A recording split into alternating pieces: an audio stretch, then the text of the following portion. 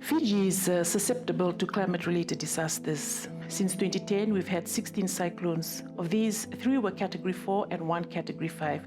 Tropical Cyclone Winston that struck in 2016. Cyclones and flooding are intensifying and cause infrastructure damage, the loss of lives and livelihoods.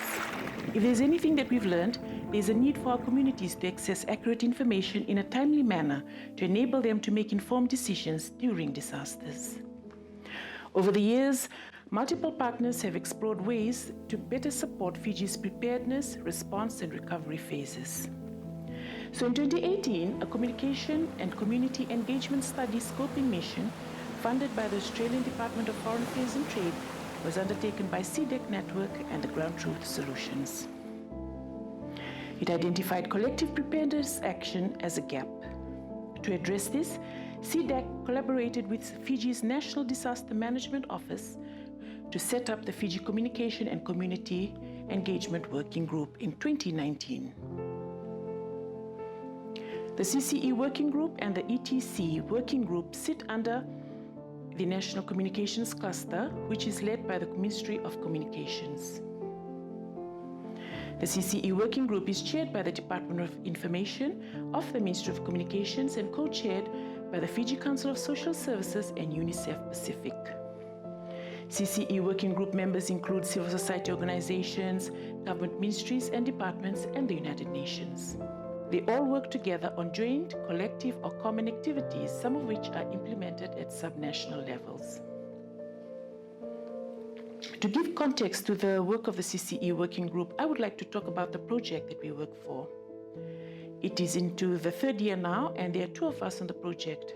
My colleague, Choeli Dawaki, is the Humanitarian Development Interface Advisor for the project.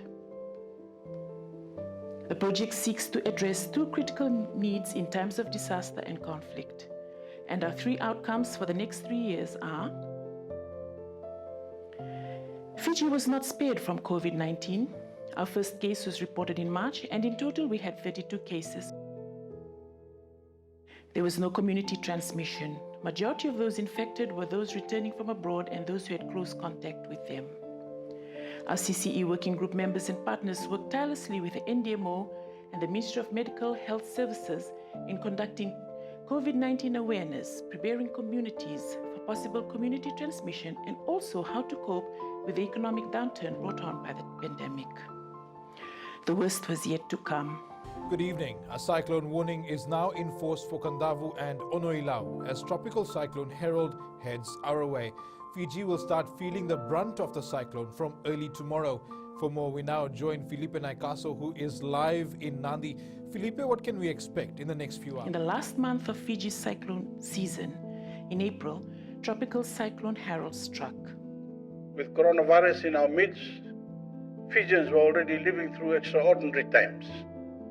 But last week, the devastating arrival of Cyclone Harold took the extraordinary to the extreme. Luckily, we were prepared. Our cyclone contingency plans kicked into gear, allowing us to keep our coronavirus containment efforts in effect while getting food, supplies, and medical care to impacted communities. Sadly, we've recorded our first death from Cyclone Harold, a 66-year-old man in Kandavu, and hundreds of homes have been reported as damaged or destroyed. But as we have done so many times before, we are proving our resilience and rising back to our feet. The Fijian government was at the fore of the response and recovery efforts for Harold. Our working group members and our partners also mobilized, working closely with the NDMO. The socio-economic effects of COVID-19 were compounded by the havoc created by TC Harold. And we commend the efforts of all partners and stakeholders who participated during that time and continue to do so as we head into the cyclone season, which starts in November. 2020 has been quite a year for Fiji, a pandemic and tropical cyclone, and having a coalition of committed partners, strong leadership, and a vibrant cluster and working group system has helped. Given that it was established in 2019, the CCE Working Group has gone through a baptism of fire of sorts, where it is growing and evolving. The indigenous people of Fiji have a term to describe collaboration: Solisolivaki. It is how our forefathers worked collectively to care for their communities. This value is the foundation of our CCE working group. Our members complement each other with a community interest at heart. We are able to meet our outcomes for our organizations, but at the same time ensure that we do our best for our young people, women, people with disability, elderly, pregnant and breastfeeding mothers, and also members of the LGBTI community, ensuring that no one is left behind. There have been challenges, lessons learned, but these spur us to keep trying, to be better in what we do. We're slowly building our best practices, and given the nature of disasters, there will be no standard best practice, but maybe a collection of many.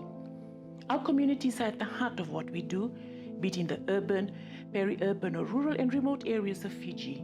We are committed to ensuring that they are meaningfully engaged throughout the humanitarian preparedness and response phase and have access to life-saving information and communications capacity to enable their leadership. I'm grateful for this opportunity to talk about our work. On behalf of my colleague Chiwili Nawaki, I wish you well for the General Assembly and Public Forum. I look forward to updating you on our journey next year. Pinakavakalev.